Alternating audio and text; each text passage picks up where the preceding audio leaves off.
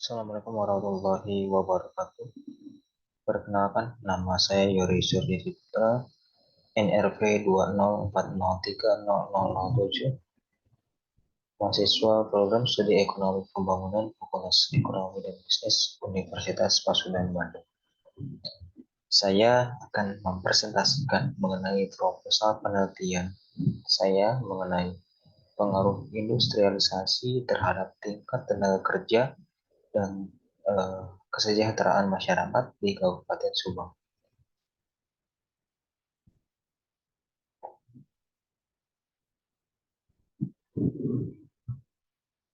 Yang pertama mengenai latar belakang. Pembangunan industri merupakan bagian dari pembangunan nasional dan daerah. Sehingga karena pembangunan industri harus mampu memberikan sumbangan yang berarti terhadap pembangunan ekonomi negara Indonesia yang selama ini menggunakan perekonomian agraris. Karena lahan pertanian yang luas harus mengubah sektor perekonomian agraris menjadi industri karena perubahan yang terjadi di dunia internasional.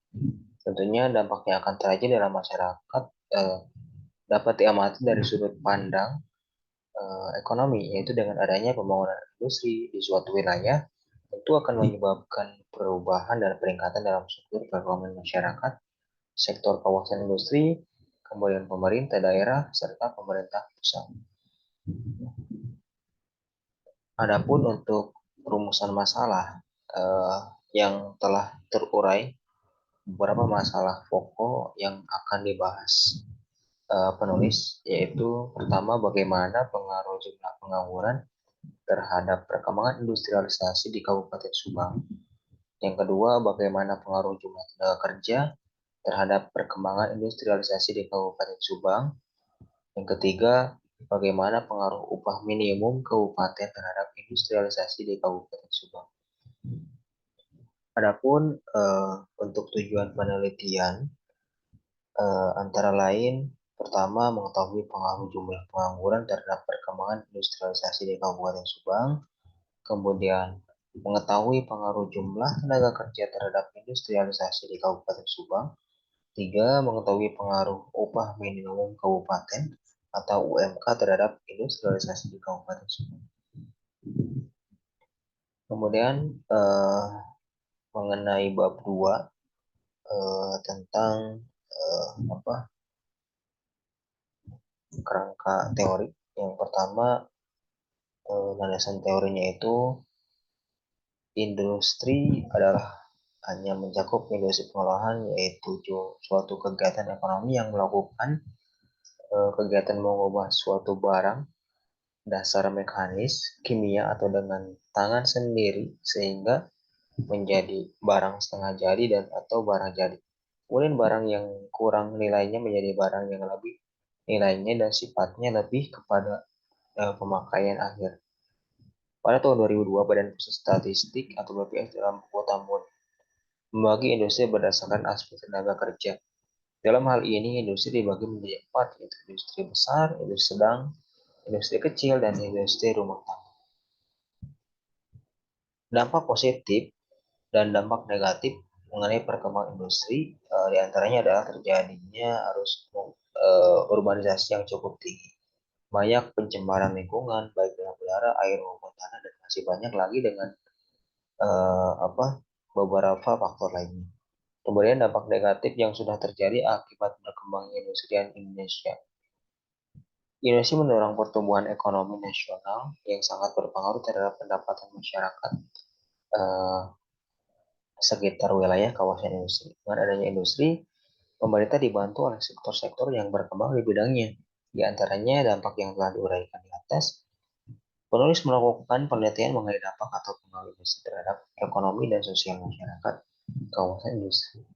Pengaruh industri pada ekonomi akan diketahui dengan melakukan penelitian pendapatan masyarakat setempat, sedangkan untuk dampak sosial penelitian ini akan meneliti tentang tingkat pendidikan dan kesehatan yang berdampak dengan adanya industri di wilayah tersebut. Kemudian penulis pun mengutip daripada penelitian terdahulu oleh Ismi Andari dan Dr. Andalina Sundarwati MSI pada 2015 mengenai pembangunan industri terhadap mata pencaharian, interaksi sosial, dan nilai pendidikan pada masyarakat perdesaan dengan kualitatif dan membahas tentang pembangunan industri yang terus berkembang telah mampu memberikan peluang kerja dan mata pencaharian masyarakat desa yang sebelumnya tidak mengetahui dunia industri. Dan kata lain, pembangunan industri mampu memberikan pengetahuan baru tentang dunia kerja yang tidak hanya berfokus terhadap pertanian saja, dan juga membantu masyarakat agar ekonomi lebih baik lagi, mampu menambah dan menghasilkan untuk kebutuhan hidup sehari-hari meskipun hanya sebatas pekerjaan harian atau borongan saja. Berdasarkan kerangka teoritis, maka dapat dirumuskan juga hipotesis. Pertama, HO terdapat pengaruh yang signifikan antara jumlah pengangguran dan industrialisasi. HA tidak terdapat pengaruh yang signifikan antara jumlah pengangguran dengan industrialisasi. Dua, HO terdapat pengaruh yang signifikan antara jumlah tenaga kerja dengan industrialisasi. HA tidak terdapat pengaruh yang signifikan antara jumlah tenaga kerja dengan industrialisasi.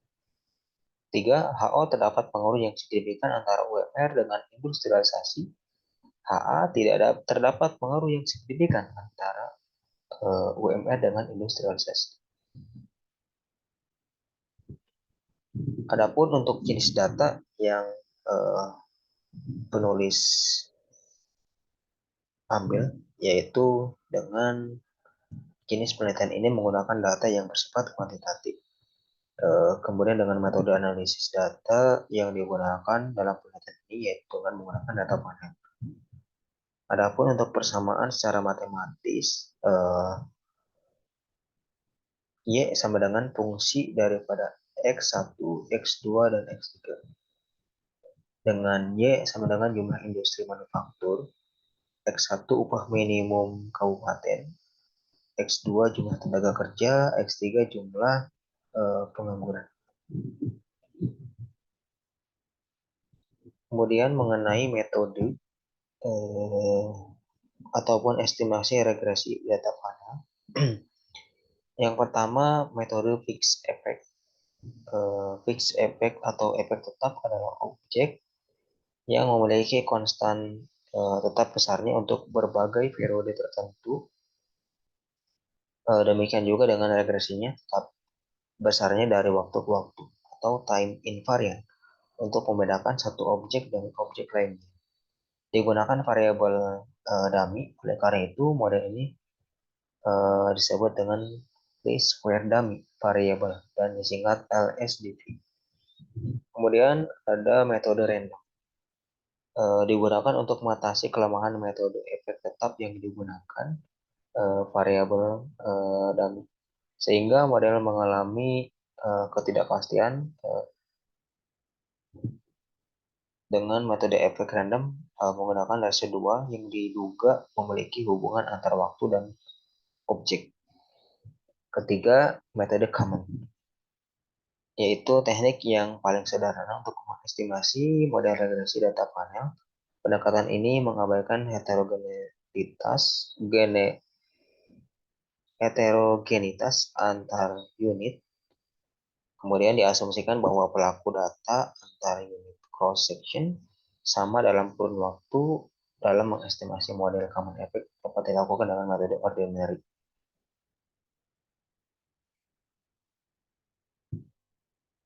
Ordinary least square atau OLS. Terima kasih atas perhatiannya. Mungkin sekian presentasi yang dapat saya sampaikan. Assalamualaikum warahmatullahi wabarakatuh.